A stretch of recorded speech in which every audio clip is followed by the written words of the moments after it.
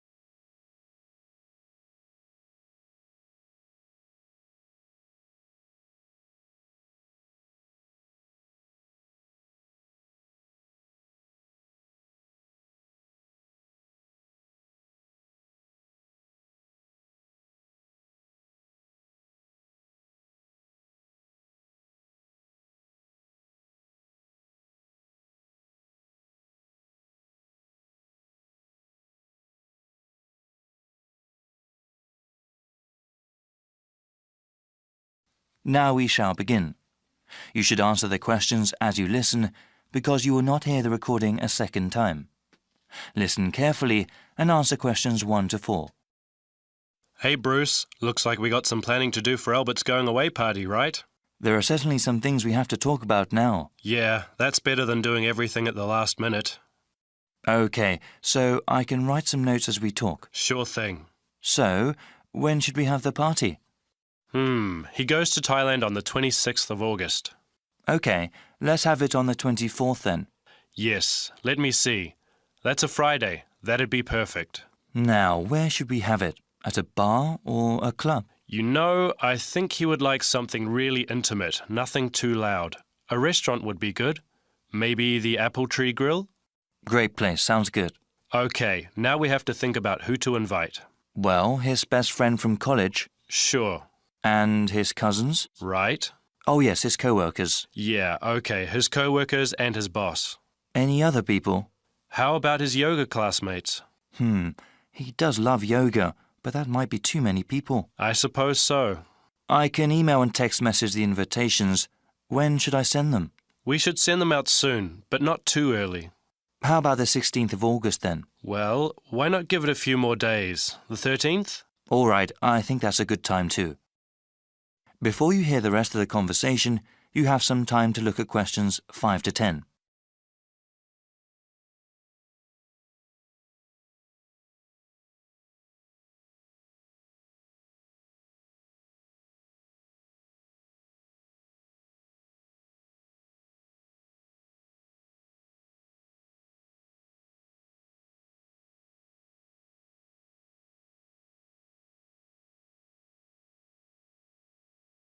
Now listen and answer questions 5 to 10.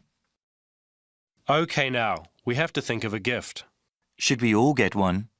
No, I was thinking we could all give money for the party and the gift. You know, something really nice. Yeah, that'd be better than getting him little things individually. I can ask for the money. Thanks for doing that. How much should we ask for? I think we should ask for maybe $15 each. Is that too much? No, not at all. He's going away for 2 years. That would give us about $150. That's a good amount. Yeah, well, I'm thinking we could get him something practical. Yes, especially since he's going abroad. Something he could use, something that's also portable. We could get him an article of clothing, perhaps, or maybe even a pair of shoes. Shoes are nice, but they might wear out easily, especially where he's going. Maybe a book light? A what? Yeah, he loves to read, and a book light would be very convenient when he travels. OK, that's one good gift idea. Did you write that down? Yep. Now, we need to think about reservations at the restaurant. Well, we should get their big banquet room, yeah? Yes, definitely. Should we ask the restaurant to prepare a buffet? Isn't that expensive? No, I don't think it is. A buffet dinner sounds cheaper than everyone ordering individual meals. Definitely. How about drinks? They can buy drinks themselves, or bring their own. OK. Yeah, it would cost too much if we bought drinks ourselves. Certainly. We have to ask someone to bring an MP3 player. The restaurant has speakers and we can hook it up for music. Sounds good. Actually, there is one more thing that I thought we should do since Albert is leaving for such a long time. What were you thinking of? Maybe we could have a slideshow of all the fun times we've had. That'll take a little bit of work, but I think it's a great idea. Actually, in the invitation, can you ask for some photos people have of him? Yeah, definitely. I can scan them, or people can send me digital photos they have. All right, I'll tell them when I send out the invitations. Then I can make a little presentation. I can't wait to see his reaction. Yeah, especially that one picture where... That is the end of part 1. You now have half a minute to check your answers.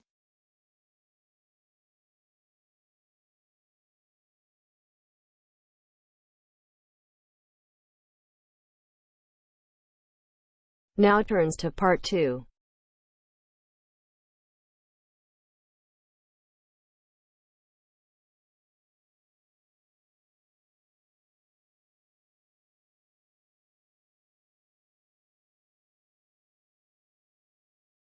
You are going to hear a guide named Matt who is introducing their trip in Wildlife Haven. Now you have some time to look at questions 11 to 15.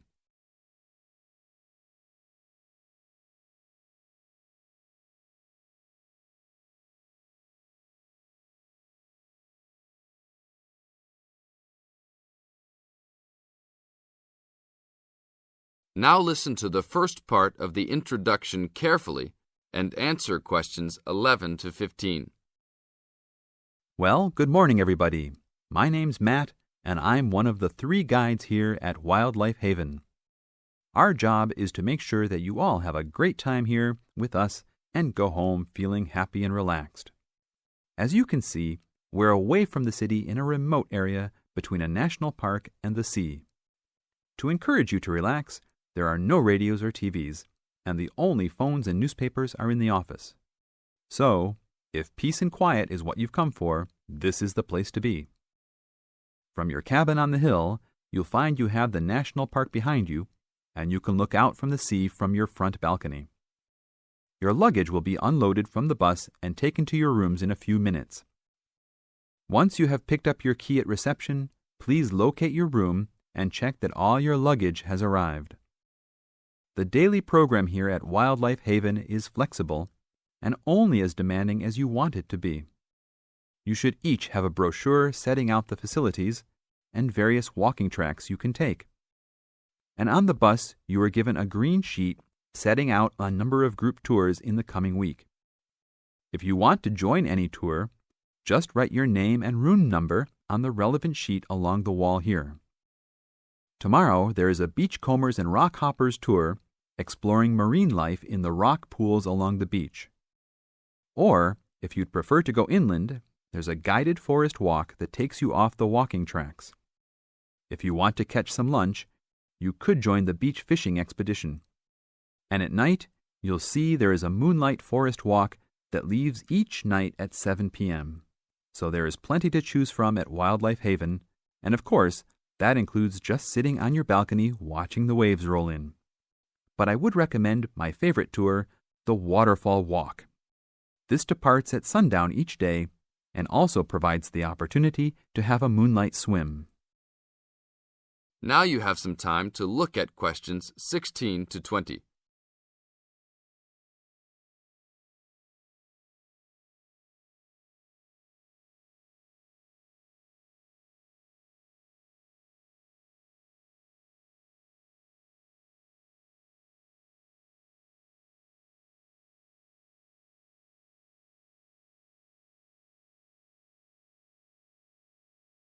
In the second part of the introduction, you are going to get some advice from Matt. Listen carefully and answer questions 16 to 20. You've chosen to visit us in January, which is one of our hotter months. And although you may be tempted to wear a minimum of clothing, you should always take precautions against injury, particularly in the national park. This includes sensible footwear. You'd be surprised how many of our guests ignore this advice and end up being sorry. And socks are a good idea too. And even though you might be under trees a lot of the time, it's a good idea to wear a hat in this hot climate. There's no need to be too concerned about walking in the national park, provided you use common sense. It's true that there are poisonous spiders in the park, but they are really more frightened of you than you are likely to be of them. I should also warn you against eating any wild berries. Some are edible, but you should avoid them all. We'll provide all the food you can eat. Well, that's about all for now. Dinner is from 6 to 8 p.m. in this building. That is the end of part 2. You now have half a minute to check your answers.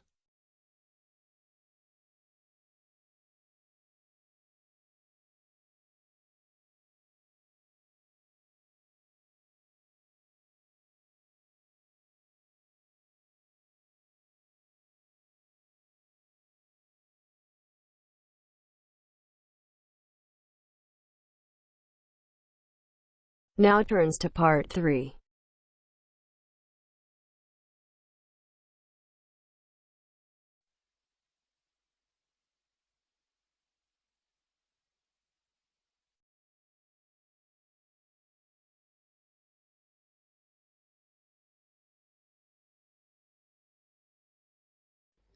You will hear two friends discussing a course they have just done. First, you have some time to look at questions 21 to 27.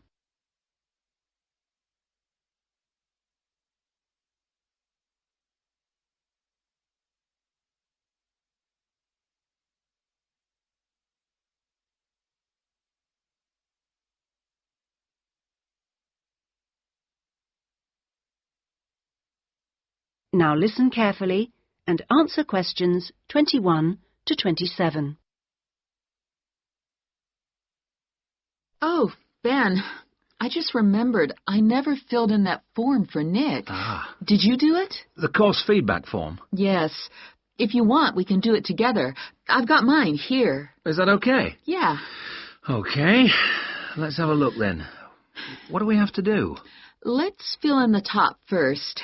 Let's see. Course code. It's communication in business. Okay. Communication in business. I do know that, but what's the code? CB16 something. CB162, isn't it? That's it. Okay. And dates. When did we start? I remember my birthday's on May 4th, and it was the day after. It must have been May 5th. Gosh, doesn't seem that long ago, does it? No. And we finish at the end of this week on Friday, so that's July 15th. 16th. Oh. Monday was the 12th. Yeah.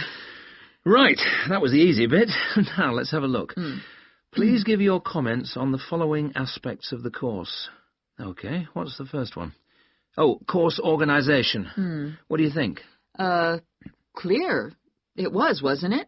Yeah, I think the organisation was clear. Okay, anything else for course organisation?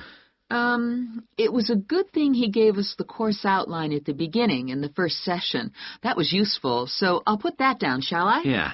Now, going on to suggestions for improvement, one thing that wasn't so good, I think we could have done a bit more work at the beginning. I mean, at the beginning it seemed dead easy. Yeah.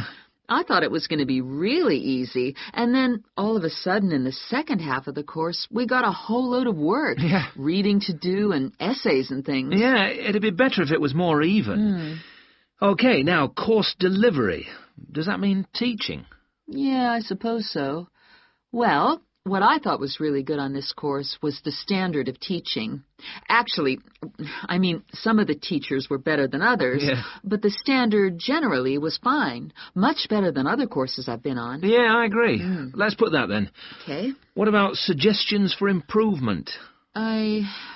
I didn't think it was all that wonderful when we had great, long group discussion sessions that went on for hours and hours. Right. I don't mean we shouldn't have group discussions, just that they shouldn't go on too long.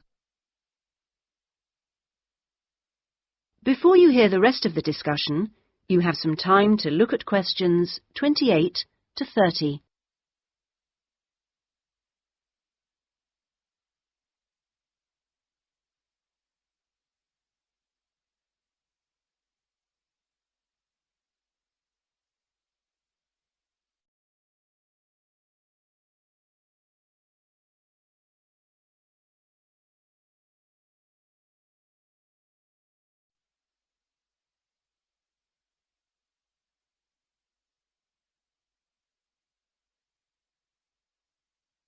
Now listen and answer questions 28 to 30. Now, on to materials and equipment. Oh, now, what was good about some sessions was the handouts. Yes, I thought all the handouts were good, actually, and some were great, with website addresses and everything. One problem, though, with materials was the key texts. Yes, there just weren't enough copies on reserve in the library. And if you can't get the key texts before the session, how are you supposed to do the reading? Yeah. And not enough computers. You have to wait ages to get one. Okay, testing and evaluation. Well, I don't know. It's hard to say until we've got our written assignments back. Oh, don't talk about it. I only got mine in yesterday. It was a real struggle. Oh, I hate to think what mark I'll get. Yeah, but at least we've done the oral presentation. I thought that was good, the way I got my feedback really quickly. Yes, it was. And I liked the way we knew it would be evaluated on. We knew the criteria, so we knew we had to think about clarity, organization, and so on. Yeah, but I'm not so sure about the written work. One thing, I think, is that there's just too much. It's really stressful. Oh, yes, I'd agree. And I don't see why they can't let us know the criteria they use for marking. The written assignments, but he told us. No, for the final exams. Oh. What are they looking for? What are the criteria? What makes a pass or a fail? Yeah, I never thought of that. It'd be really useful. Okay, any other comments? I thought student support was excellent. Yeah, me too. Okay, excellent. Other comments? No, I can't think of anything else. Nor me. Okay, so that's done. Thanks, Ben. No, thank you. That is the end of part 3. You now have half a minute to check your answers.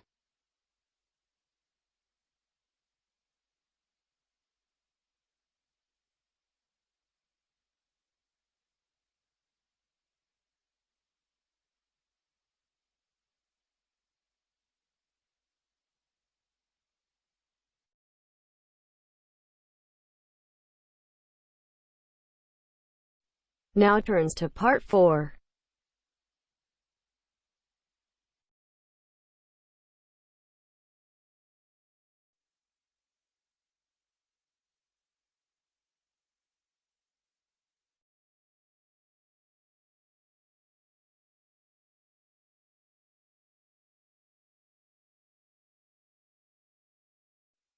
You are going to hear a lecturer giving a talk on a psychological condition called synesthesia. First, you have some time to look at questions 31 to 40.